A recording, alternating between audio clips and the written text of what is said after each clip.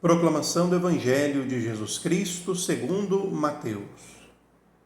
Naquele tempo, vendo Jesus as multidões, subiu ao monte e sentou-se. Os discípulos aproximaram-se e Jesus começou a ensiná-los. Bem-aventurados os pobres em espírito, porque deles é o reino dos céus. Bem-aventurados os aflitos, porque serão consolados. Bem-aventurados os mansos, porque possuirão a terra.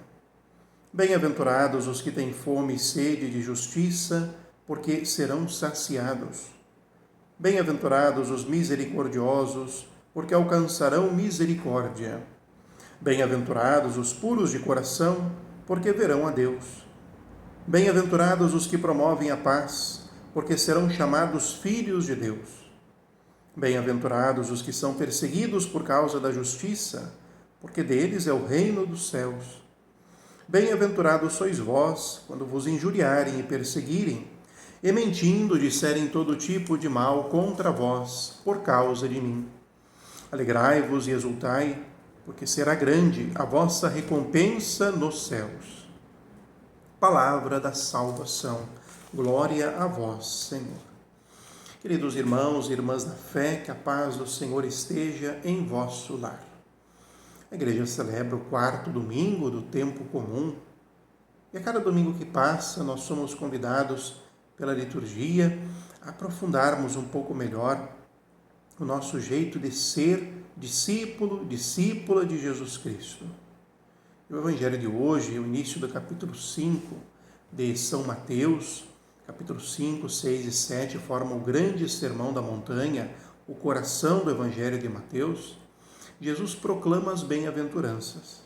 Aqui temos que ter na nossa mente, como pano de fundo, Moisés e o Monte Sinai e as tábuas da lei.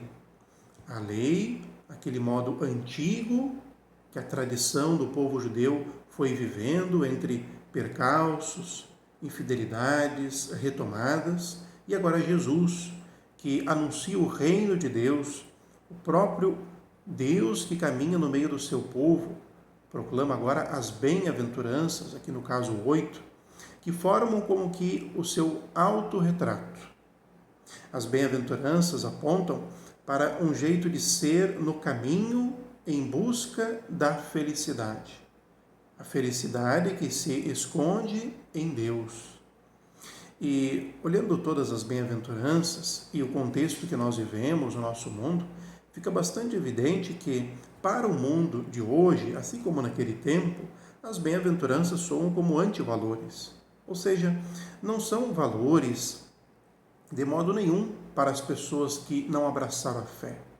São características de pessoas, aos olhos do mundo, de pessoas fracas, de pessoas que estão desnorteadas, perdidas.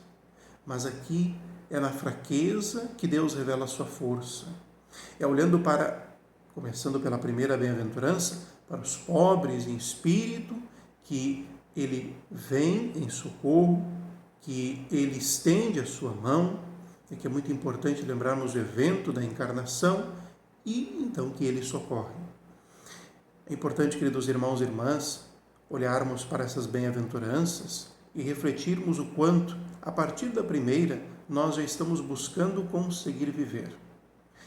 A pobreza de espírito, ela abrange muitas dimensões, não apenas a pobreza material. É um despojamento interior, a capacidade de nos darmos totalmente para Deus, entregarmos todos os momentos da nossa vida às mãos do Senhor, confiarmos nele em primeiro lugar e não depositarmos a confiança da nossa vida em primeiro lugar em nós ou nas pessoas à nossa volta.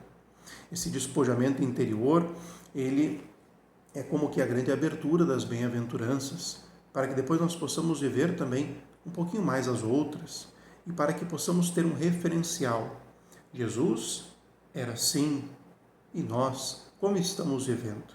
Que possamos refletir então, olhando para as bem-aventuranças e criando um pouco mais de intimidade com elas, sabendo que é o caminho para a felicidade, que perpassa os sofrimentos, que perpassa a cruz, a fonte da salvação, mas que não fica aí, mas que anseia pela luz da ressurreição. Queridos irmãos e irmãs, perseveremos na caminhada de fé. E que hoje o Senhor nos abençoe, em nome do Pai, e do Filho e do Espírito Santo. Amém.